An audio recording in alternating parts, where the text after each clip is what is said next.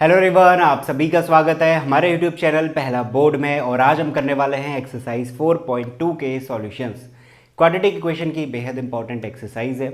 यहाँ पे हमें क्या करना है, क्वेश्चन नंबर 1 देख लो, पहले रीड कर लेते हैं, उसके बाद हम बाकी बातें बाद में करेंगे। क्वेश्चन नंबर 1 कहता है फाइंड करो roots in following quadratic equations के लिए। तो कुल मिला के 5 क्वाड्रेटिक इक्वेशंस हमारे पास गिवन है क्वेश्चन नंबर 1 में।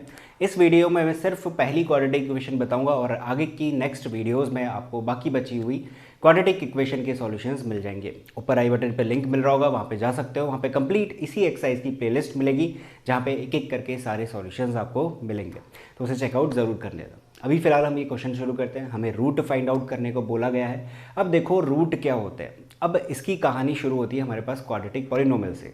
ध्यान रखना, एक्सरसाइज 2.2 करी हुई थी हमने पॉलिनोमियल वाले चैप्टर में। वहाँ पे हमने देखे हुए थे क्वाड्रेटिक पॉलिनोमियल्स। बस फ़र्क इतना होता है, वहाँ पे हमारे पास डिग्री कितनी रहती थी, 2 ही रहती थी। अगर मैं ये 0 हटा दूँ ना, इक्वल्स टू 0, ये इक्वेशन नहीं रही है। इक्वेशन में क्या होता है, इक्वल्स टू होता है ना। यहाँ पे इक्वल नहीं है, तो मैं इसे क्या कहूँगा, मैं इसे कहूँगा क्वाड्रेटिक पॉलिनोमियल है। ठीक हो गया।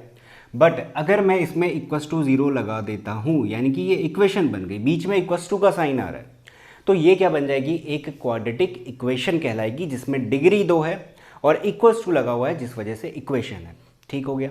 अब अगर ये इस फॉर्म की है, जैसे मैं कहूँ x square minus 3x minus 10, मतलब ऐसे रखा हुआ है, तो इसको क्या कहूँगा, px कहेंगे। px यानी कि ये एक क्वाड्रेटिक पॉलिनोमियल है। और वहाँ पे हमने क्या सीखा हुआ था, हमने जीरोज फाइंड आउट करने सीखे हुए थे, है ना। जीरोज कैसे फाइंड आउट करते थे, इसके फैक्टर्स निकालते थे, फैक्टराइजेशन मेथड का यूज़ करते थे जिसको कि मिडिल टर्म स्प्लिटिंग भी बोला जाता है, उसका यूज़ करते थे, फिर वहाँ से जीरोज निकल के आते थे। ठीक हो गया, एक ये बात रही। वही सेम चीज़ एग्जैक्टली सेम, कुछ भी नया नहीं है, कुछ भी हमें हटके नहीं करना है। वही फैक्टराइजेशन जिसको कि मिडिल टर्म स्प्लिटिंग भी कहते हैं, उसी का यूज़ करना है और हमें रूट्स फाइंड आउट करके देने हैं।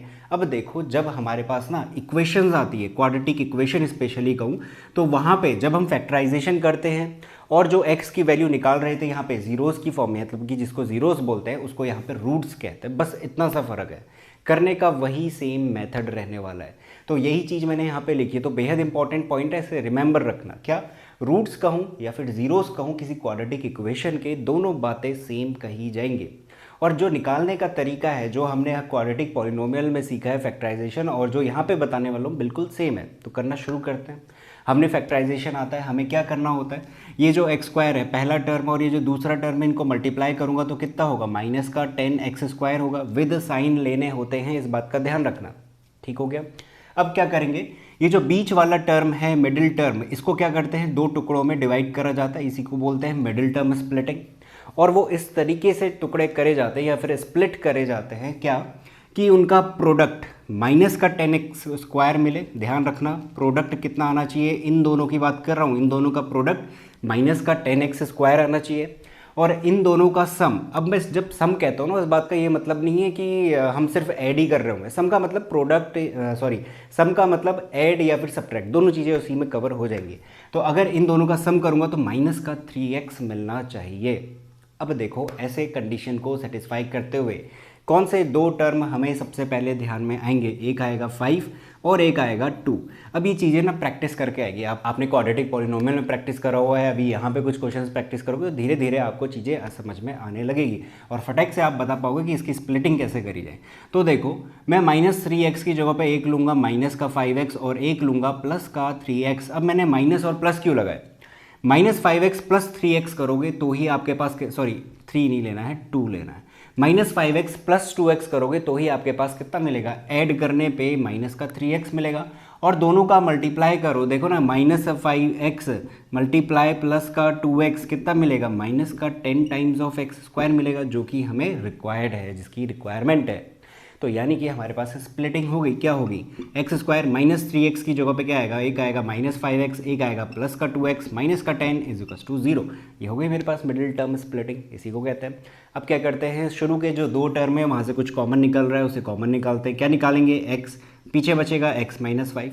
यहाँ से इन दोनों में से भी कॉमन निकालना है और इस तरीके से ऐसा नंबर कॉमन निकालेंगे कि अंदर x माइनस 5 ही बचे। तो इन दोनों में से मुझे 2 बाहर निकालना चाहिए, तो x minus 5 is equal to 0 बचेगा। तो इतनी छोटी छोटी बातों का आपको ध्यान रखना है। यहाँ पे मिस्टेक इन्हीं बातों में होती है कि बच्चे प्लस माइनस कहाँ लगाना है वो सब कुछ भूल जाते हैं या फिर मिस्टेक कर देते हैं, तो इतना आपको ध्यान रखना है। एक और बात जहाँ पे बच्चे मिस्टेक करते हैं, जब आप इस दूसरे टर्म से, ये जो तो आखिरी की 2 टर्म है, इसमें से कुछ कॉमन निकाल रहा हूँ, विद साइन निकालना, जैसे कि मैंने यहाँ पे लिखा है +2 निकाल रहा हूँ मैं बाहर, तो इसको मेंशन करना बेहद ज़रूरी है। ठीक हो गया। अब क्या करोगे, देखो ये मेरे पास पहली टर्म है, ये दूसरी टर्म है, इन दोनों टर्म में से x माइनस 5 बाहर निकाला जा सकता है। अंदर क्या बच जाएगा, अंदर बच जाएगा x प्लस 2 बच जाएगा। तो ये मेरे पास फैक्टर निकल के आ गए, ये 2 फैक्टर निकल के आ गए।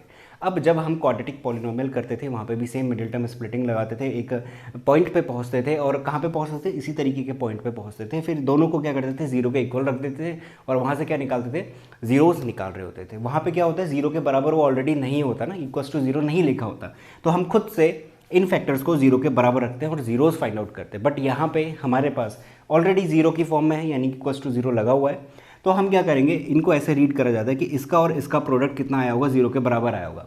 तो इसका मतलब या तो x माइनस 5 0 होगा या फिर x plus 2 is equal to 0 होगा।